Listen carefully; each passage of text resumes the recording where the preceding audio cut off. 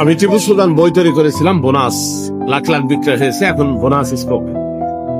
আসলে আমরা লেখাপড়া শেষ করে ইংরেজি বলতে পারি না, তার প্রধান কারণ হচ্ছে আমরা অভ্যস্ত, আর কোনো কারণ নেই।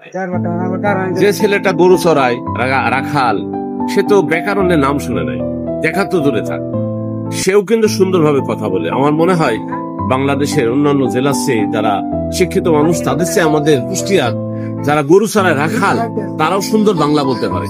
শুধু আমরা বলতে পারি বলে তারাও বলতে পারে। এই যে পার্থক্য বা তার মেধা বাংলা ভাষার উপরে, সে কিন্তু অভ্যস্ত হওয়ার কারণে। আমি এখানে বই তৈরি করেছি, একটা বাচ্চা ক্লাস 2 থেকে শুরু করবে, ক্লাস 5 ইংরেজি খতম করবে, আর দরকার নেই। আরো যেগুলো জটিল আছে সেগুলো দিনে দিনে অটোমেটিক হবে। স্পোকেনের জন্য ক্লাস 2 থেকে 5 যথেষ্ট। যেমন আমি বলি আই ইট, আমি খাই, ক্লাস 2 দুইটা ওয়ার্ড দিয়ে শিখবে। আই ইট, আমি খাই। এইটা যদি ক্লাস 3 তে শেখে, আই ট্রাইস 3টা ওয়ার্ড।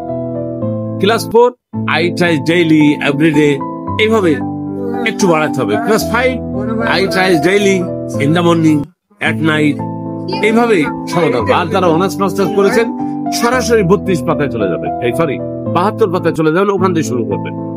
সবচেয়ে বড় কথা হলো, শেখার জন্য আপনাকে এই বইটা যখন পড়বেন, প্রথম থেকে শেষ পর্যন্ত পড়বেন, হাতে একটা মার্কার, হাইলাইটের কলম লাগবে, একে দাগাই নেবেন যেগুলো আপনার জানা দরকার, ভালো লাগে, সহজ, কঠিনটা শিখবেন, যেটা একেবারে সহজ সেগুলো দাগাই নেবেন, তাহলে দেখবেন আপনার শিখবেন।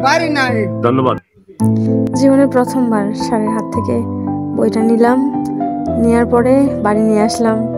জাস্ট আমার কাছে একটা স্মরণীয় দিন হয়ে থাকলো। কমলাপুর রেলওয়ে স্টেশন, আপনারাও চাইলে বইটা সংগ্রহ করতে পারেন। অসাধারণ একটা বই আমার দেখা। Thank you sir.